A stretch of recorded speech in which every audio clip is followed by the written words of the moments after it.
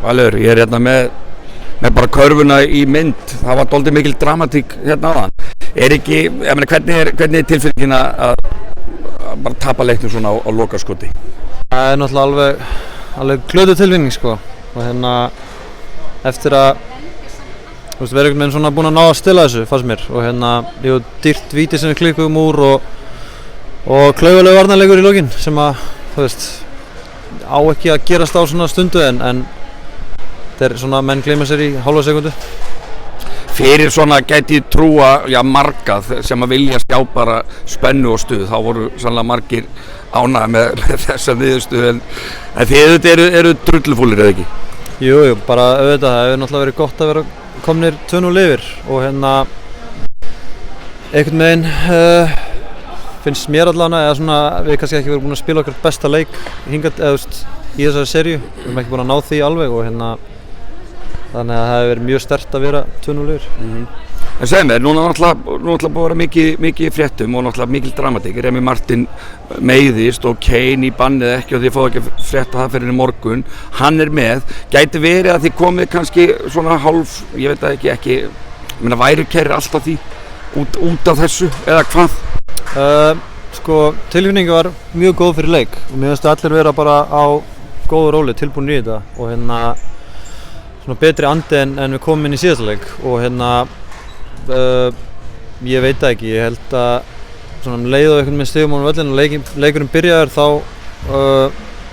fannst mér Keflvíkingar mæta aðeins tilbúnari skilur og við getum ekki látið það leyfa þeim að koma tilbúnari við og eiga fyrst að höggja og allt það og vera að elta og hann Því að auðvitað eru þeir með mjög gott lið þótt Remi Martin, það bara bætast í mínútur á leikmenn sem eru engar pulsur fyrir, þannig að þið kannski bara, er þetta kannski bara ágætis bara wake up call fyrir ykkur þetta?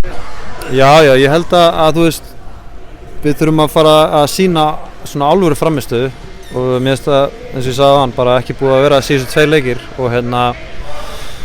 við þurfum bara að, gera okkur í brók og með sokkana og áfram gakk sko. Þannig að ekkert eitthvað sem þið þurfum að breyta fyrir næsta leik, bara mæta bara tilbúinur einhvern veginn? Já, bara mæta tilbúinur að taka þess meira á þeim. Við þurfum að fá mikið af einhverjum svona soft villum, mögulega út í að við vorum einhvern veginn svona daufir í vörninni eða þannig.